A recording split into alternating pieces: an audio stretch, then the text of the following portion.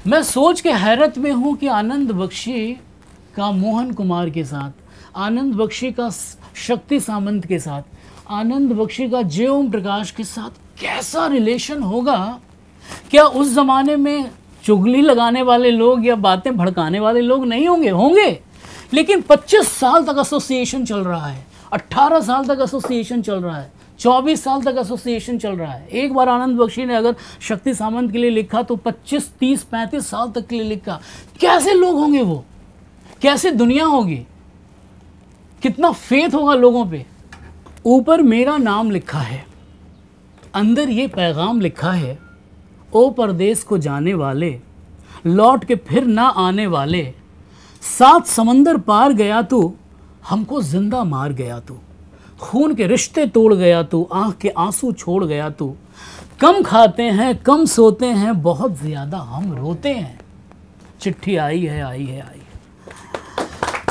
है। सूनी हो गई शहर की गलियां, तुम जब थे हमारे मोहल्ले में, हमारी गलियों में, तो कितना एक चहल पहल होता था।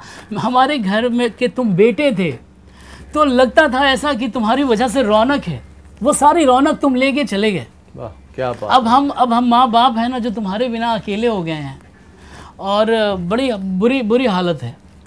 सूनी हो गई शहर की गलियां, कांटे बन गई बाग की कलियां, कहते हैं सावन के झूले, भूल गया तू हम नहीं भूले, तेरे बिन जब आई दिवाली, दीप नहीं दिल जले है खाली, तेरे बिन जब आई होली, पिचकारी से छूटी गोली, पीपल सूना पनघट सूना, घर शमशान का बना नमूना, फसल कटी आई बैसाखी, तेरा आना रह गया बाकी। क्या बात है, वाह।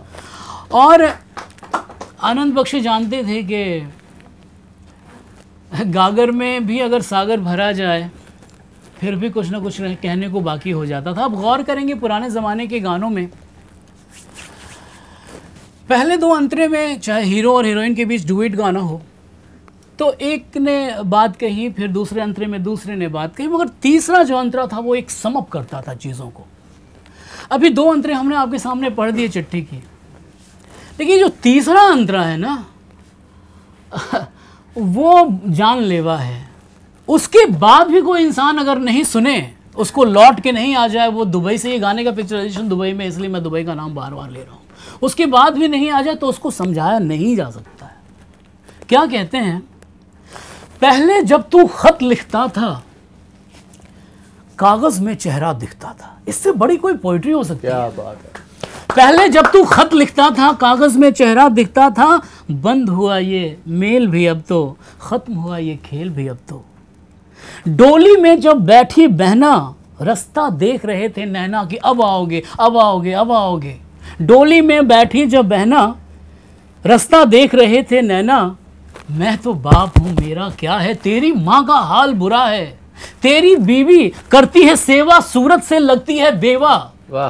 तूने पैसा बहुत कमाया, इस पैसे ने देश छुड़ाया, देश पराया छोड़ के आजा, पंछी पिंजरा तोड़ के आजा, आजा आजा, उम्र बहुत है छोटी, अपने घर में भी है रोटी। 10 साल और बीते और बख्शी जी के पास एक फिल्म आई, दिलवाले दुल्हनिया ले जाएंगे, और बख्शी जी की कलम जो है वो और शार्प हो गई।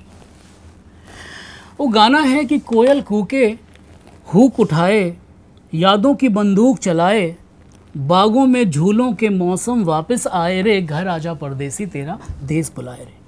इसमें बख्शी साहब ने अंतरे की स्टार्टिंग ही इतनी ज़्यादा गहरी की है कि हम क्या कहें आपसे। कहते हैं, इस गांव की अनपढ़ मिट्टी पढ़ नहीं सकती तेरी चिट्ठी, so you have to come, don't write letters. क्या बात है, वाह। Don't write letters. जैसा कि राकेश ने कहा कि बहुत सारे लोग रो रहे थे, झूठे आंसू भी मत दिखाओ, you have to come back. ये गाना बजेगा और आप लोग रोएंगे, जरा नॉस्टैल्जिया में चले जाएंगे, no no no no no, come back. इस गांव की अनपढ़ मिट्टी पढ़ नहीं सकती तेरी चिट्ठी। इस गाने को जिसने याद किया हुआ उनसे आप कहिए कि भाई देखिए, दिलवाले दुल्हनिया ले जाएंगे में एक गाना है, घर आजा परदेसी तेरा देश बुलाए रे, उसमें ये लाइन है कि इस गांव की अनपढ़ मिट्टी पढ़ नहीं सकती तेरी चिट्ठी, तो वो कहेगा आपसे कि मैं तो इस गाने को गाता हूँ या गाती हूँ, बट हमने कभी ध्यान नहीं दिया है। तो मुझे तो लगता है कि ये तो म्यूजिक ने इस गाने के साथ जुल्म किया है। इससे तो बढ़िया था कि जिस तरह मैं पढ़ रहा हूँ बिना एक म्यूजिकल नोट के और आपके सारी बातें समझ में आ रही हैं, तो ज़्यादा बढ़िया होता कि इसको ऐसे पढ़ा जाता, ऐसे फिल्म में रखा जाता। ये तो म्यूज़िक ने जुल्म कर दिया।